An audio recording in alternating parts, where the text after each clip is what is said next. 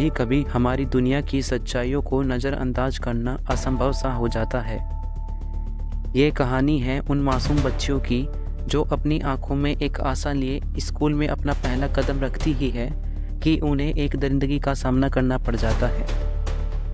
बदलापुर, जहां मासूमियत के चेहरे पर लिखी गई है एक हैवानियत की कहानी। जहां एक तरफ हमारे देश में छोटी कन्याओं को देवियों का रूप माना जाता है और उनकी पूजा की जाती है, वहीं दूसरी तरफ बदलापुर से इस तरह का मामला सामने आया है जो दिल को झकझोर देने वाला है। इस घटना की शुरुआत होती है 13 अगस्त 2024 से। महाराष्ट्र के ठाणे जिले में स्थित बदलापुर के एक स्कूल में दो परिवार अपनी दो छोटी बच्चियों का जून 2024 में नर्सरी कक्षा में एडमिशन कराते हैं।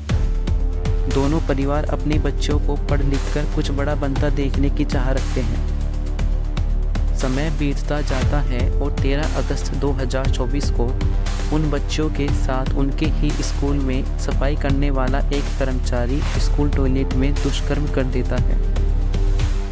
एक बच्ची इस बात की जानकारी अपने माता पिता को देती है। माता पिता अपनी बच्ची की बात सुनकर घबरा जाते हैं और दूसरे परिवार को इस बात की जानकारी देते हैं। वहीं दूसरे परिवार के लोगों ने भी यही कहा है कि उनकी बेटी भी इसी तरह की शिकायत कर रही है।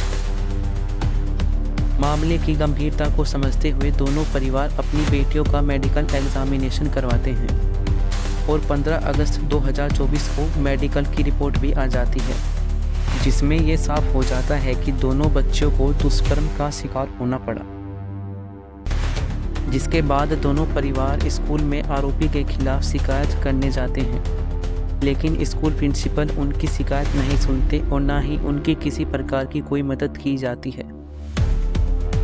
18 अगस्त 2024 को दोनों परिवार अपने नज़दीकी थाने में FIR दर्ज कराने जाते हैं, लेकिन यहाँ पर भी पुलिस वालों की लापरवाही सामने आती है। परिजनों का दावा है कि तत्कालीन थाना प्रभारी सुभद्रा सितोले लगभग 10 घंटे का इंतजार करवाने के बाद भी FIR दर्ज नहीं करती है, जिसके बाद जिला महिला बाल कल्याण अधिकारी के आदेश पर 17 अगस्त को पोक्सो एक्ट के तहत FIR रजिस्टर की जाती है। पोक्सो एक्ट वो एक्ट है जिसमें छोटे बच्चों के साथ उत्पीड़न के मामले दर्ज किए जाते हैं। जिसके बाद पुलिस आरोपी अक्षय शिंदे को गिरफ्तार कर लेती है और 19 अगस्त को स्कूल का प्रशासन भी सक्रिय हो जाता है और इस घटना के खिलाफ school principal, 2 class teacher, 2 lady attendant को निलंबित किया जाता है। इस घटना के बाद लोगों में आक्रोश बढ़ जाता है। लगभग हजारों की संख्या में लोग स्कूल पर हमला बोल देते हैं और वहां तोड़फोड़ करते हैं।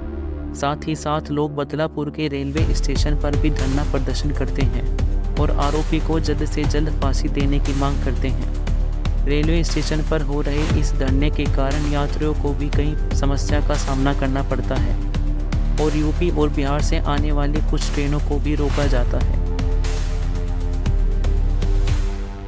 पुलिस गुस्साई भीड़ को शांत करने की कोशिश करती है, जिसके कारण पुलिस और परिजनों के बीच भी जमकर झड़प होती है। कई नाकाम कोशिश के बाद पुलिस को मजबूरन आंसू गैस के गोले फेंकने पड़ते हैं, जिससे भीड़ को काबू में किया जाता है।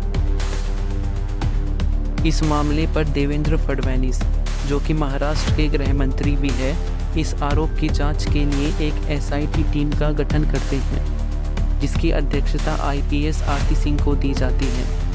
वहीं महाराष्ट्र के CM एकनाथ शिंदे आरोपी को जल्द से जल्द सजा देने की बात करते हैं और स्कूल पर भी कार्रवाई करने का आश्वासन देते हैं।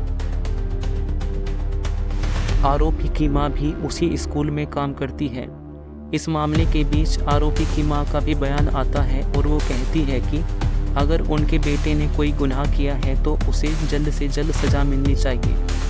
आरोपी अक्षय शिंदे ने अब तक 3 शादियां की हैं, जबकि पहली 2 पत्नी शादियों के कुछ दिन बाद ही आरोपी अक्षय को छोड़कर चली गई। इसी मामले पर महाविकास अघाड़ी ने 24 अगस्त को महाराष्ट्र बंद का निर्णय लिया है। स्कूल प्रशासन से हुई ये एक बड़ी गलती है, जिस पर स्कूल का प्रशासन पूरी तरह से नाकाम रहा। अक्षय शिंदे ने स्कूल को 1 अगस्त को ज्वाइन किया था, जिसके बाद उसे पूरे स्कूल में बिना किसी इजाज़त के घूमने की अनुमति थी।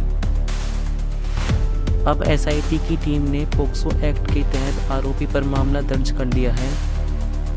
वहीं इस घटना को बहुत सी अफवाहों ने भी घेर लिया है। एक इंस्टाग्राम यूज़र जिसके इंस्टाग्राम पर लगभग 5 लाख से ज़्यादा फॉलोवर है, उन्होंने एक पोस्ट की है और कहा है कि पीड़ित बच्ची की मौत हो चुकी है, जो कि पूरी तरह से गलत है। इस घटना के बाद पुलिस ने इंस्टाग्राम फॉलोवर को अरेस्ट कर लिया है।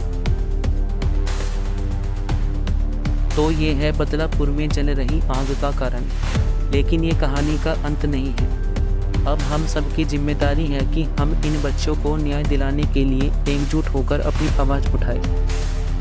आपकी इस घटना के बारे में क्या राय है, कमेंट्स बॉक्स में ज़रूर बताएं और ऐसी ही और जानकारी के लिए हमारे चैनल को सब्सक्राइब करें।